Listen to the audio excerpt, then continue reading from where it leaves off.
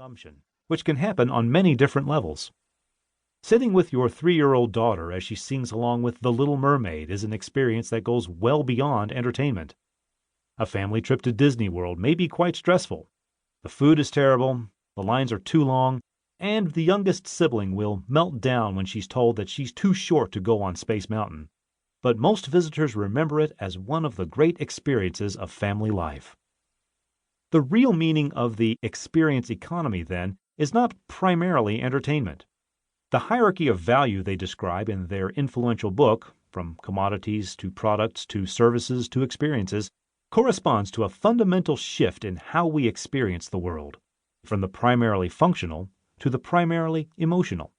Understanding this shift, many companies now invest in the delivery of experiences. Functional benefits alone, it seems, are no longer enough to capture customers or create the brand distinction to retain them. From consumption to participation. The Industrial Revolution created not just consumers, but a consumer society. The sheer scale required to sustain the economics of industrialization meant that not only did products become standardized, but so did the services associated with them. This brought tremendous benefits to society, including lower prices, higher quality, and improved living standards. The downside was that, over time, the role of consumers became almost entirely passive. The English reformers who invented modern design at the end of the 19th century were acutely aware of this.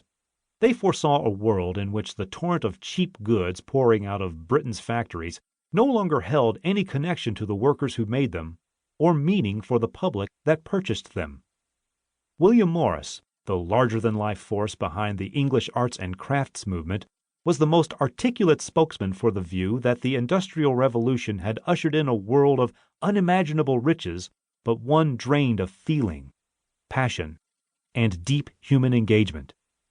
Think of it, he thundered at the end of his life. Was it all to end in a counting house on top of a cinder heap? An unapologetic romantic, Morris believed that industrialization had severed art from utility, had opened up a gulf between useful work and useless toil, had contaminated the natural environment in the pursuit of goods, and had degraded what ought to have been a celebration of the human capacity to enjoy the fruits of our labor. Morris died in 1896, feeling that he had failed in his mission to reconcile the seemingly contradictory claims of objects and experiences. He lamented that his fellow craftsmen had become little more than a tiresome little aristocracy working with high skill for the very rich. Almost in spite of themselves, however, they set the agenda that would drive design theory in the 20th century. Today, we still wrestle with creating meaningful experiences out of the sheer glut of products, informational now as much as industrial, that threaten to consume us even as we consume them. Lawrence Lessig, a professor of law and the founder of the Stanford Center for Internet and Society, might be surprised to see himself compared to William Morris, but in his efforts to wrest control of our creative energies in the age of big media, he is continuing Morris's campaign against big industry and partaking of the same great tradition of using design as a tool of social reform. In a steady stream of books, lectures, and online discourses, Lessig has shown how we moved from a pre-industrial world in which most of us were producers to an industrial world in which we have mostly become consumers of mass-produced media, a reversal traceable in many industries.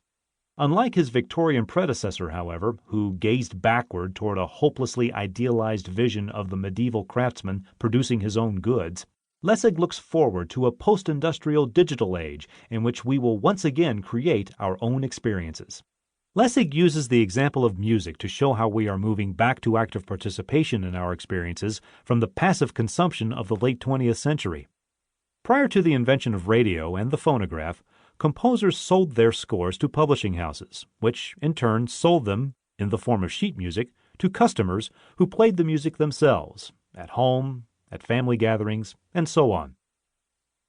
With the emergence of the new broadcast media technologies, we stopped playing music at home every evening and started listening to it, first on our radios and phonographs, and eventually on stereos, boomboxes, and Walkmans. With the emergence of digital music and the Internet, however, many more